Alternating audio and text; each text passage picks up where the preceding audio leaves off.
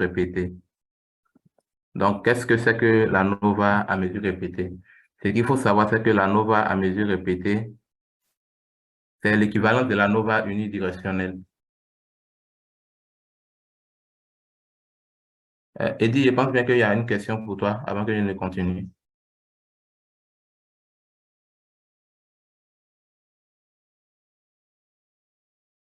Ok, pas de souci.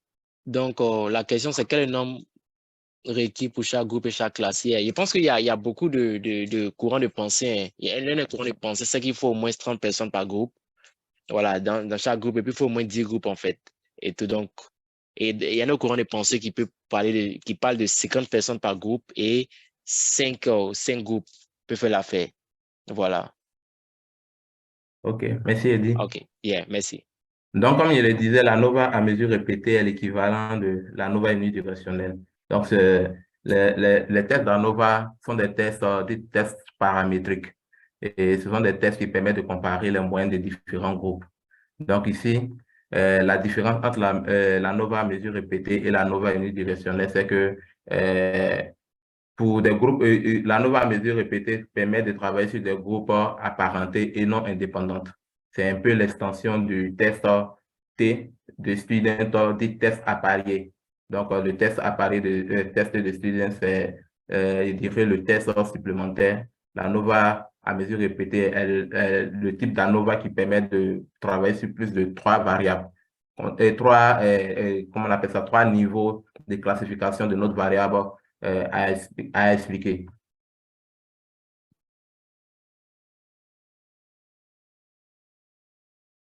OK. Donc, la nova à mesure répétée permet de tester s'il existe des différences entre les groupes, entre les moyennes du moins, entre les moyennes d'une population, des populations qui sont liées. Et c'est ça, comme il est signifié, ça permet de travailler avec au moins, au minimum, 3 populations pour pouvoir faire ce test. Si nous avons 2 populations, nous sommes dans le cadre d'un test de student à parier.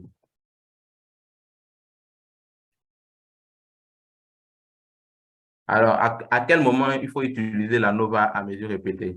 Ou bien dans quel type d'études il faut utiliser la nova à mesure répétée? Il y a 2 types d'études pour lesquelles on peut utiliser la nova à mesure répétée.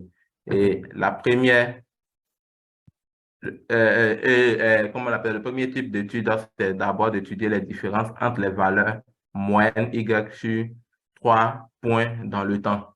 Donc, ce sont des valeurs que vous prenez dans le temps. Donc, pour ça, il faut au minimum 3 points dans le temps. Et le deuxième type d'étude qu'on peut effectuer, c'est d'étudier les différences dans les valeurs moyennes de Y dans 3 conditions différentes. Nous allons aboutir à un exemple ici, un exemple qui va nous permettre de mieux expliquer. Par exemple, vous voulez étudier, comment on appelle ça, euh, la prise, par exemple, de tension dans le temps et pour 3 types d'alimentation différents. Donc, comme nous l'avons signifié, d'abord dans le temps, si vous limitez seulement à 2 temps, en prenant des mesures seulement dans 2 temps, vous êtes dans un type de test, dit test T de student à mesure répétée. Mais lorsque vous avez plus de 2 temps, vous êtes dans un type de test dit à mesure, ANOVA à mesure répétée.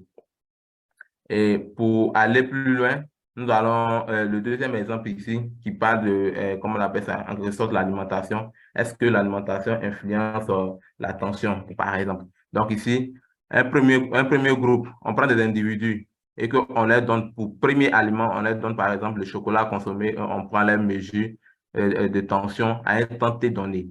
Et à ces mêmes individus, on les soumet à un autre type d'alimentation qui est le caramel, hein, et on prend leur tension à un temps T2 donné.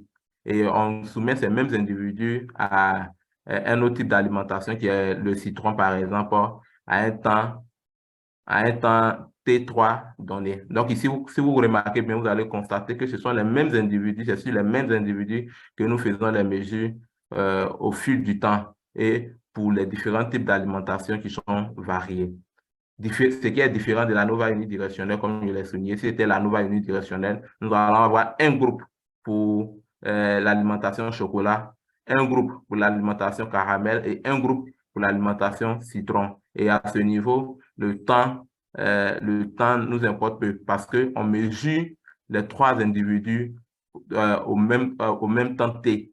Alors que pour l'ANOVA à mesure répétée, c'est à 3 temps différents que nous prenons les mesures sur ces personnes. Donc ici, l'individu A, par exemple, servira il est en même temps soit même le témoin de cette étude.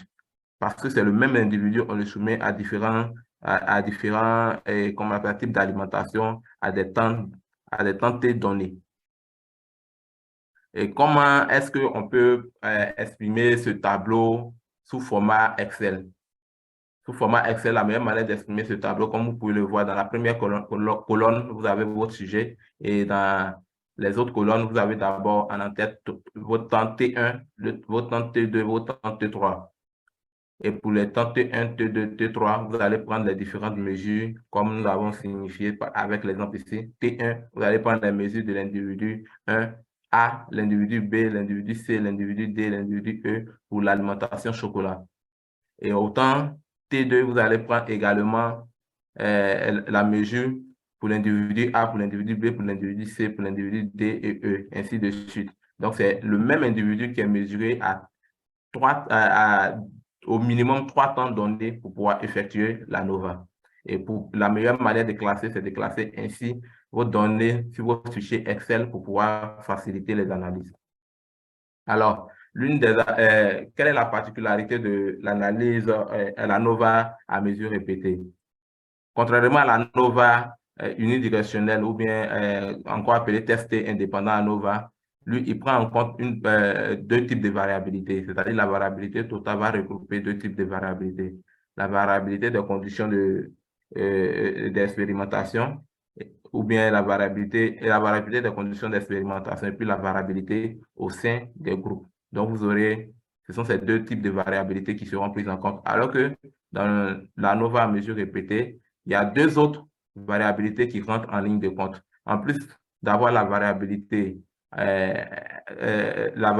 des conditions d'expérience, vous allez prendre en compte aussi la variabilité des sujets, c'est-à-dire des individus, et la variabilité de l'erreur qui, au départ, n'est pas prise en compte dans la variabilité au niveau de la NOVA unidirectionnelle. Donc, ces deux types de variabilité vont permettre de pouvoir mieux expliquer les différences que vous allez observer ou bien la variabilité que vous allez observer au sein de vos différents individus que vous avez mesurés, autant T1, T2, T3 pour les 3 types d'alimentation que vous donnez aux individus pour lesquels vous menez les expériences.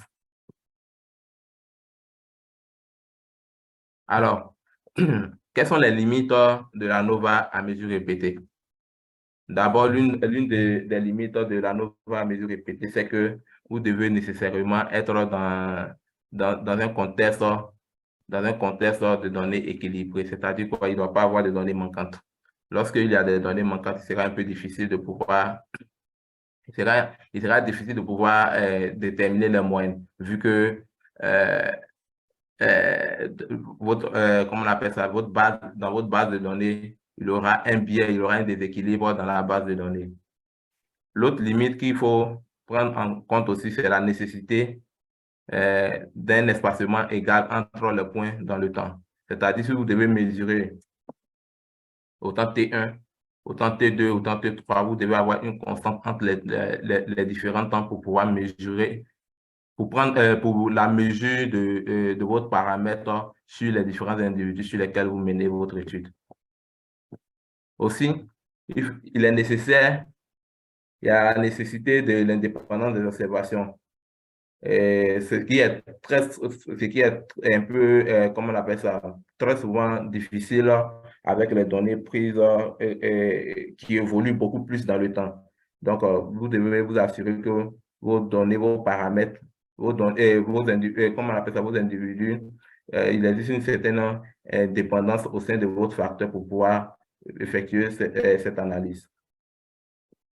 L'autre chose aussi, c'est que vos données doivent, comme on appelle ça, la variance de vos données doit être homogène entre vos différents individus sur lesquels vous mesurez vous prenez les mesures. S'il n'y a pas d'homogénéité de variance, il sera difficile pour vous de pouvoir effectuer la NOVA à mesure répétée.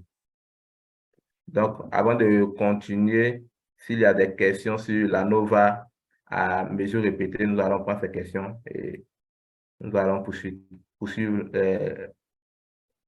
le workshop.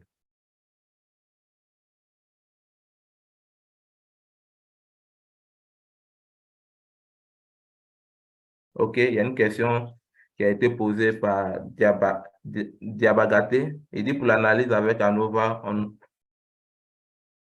on nous dit souvent qu'il faut au moins 30 échantillons et 3 variables pour observer les différences significatives. Peut-être c'est une déformation, mais ce n'est pas 3 variables. C'est plutôt au niveau de votre facteur, vous devez avoir au minimum 3 niveaux. Comme je l'ai signifié, il revient à notre exemple ici. C'était une réponse, oui, c'était une réponse à une Ah, question OK, d'accord. précédente. Voilà. D'accord, OK. Ah, d'accord, OK, je n'avais pas vu la question. D'accord. Donc, s'il n'y a pas d'autres questions, nous allons passer au prochain workshop.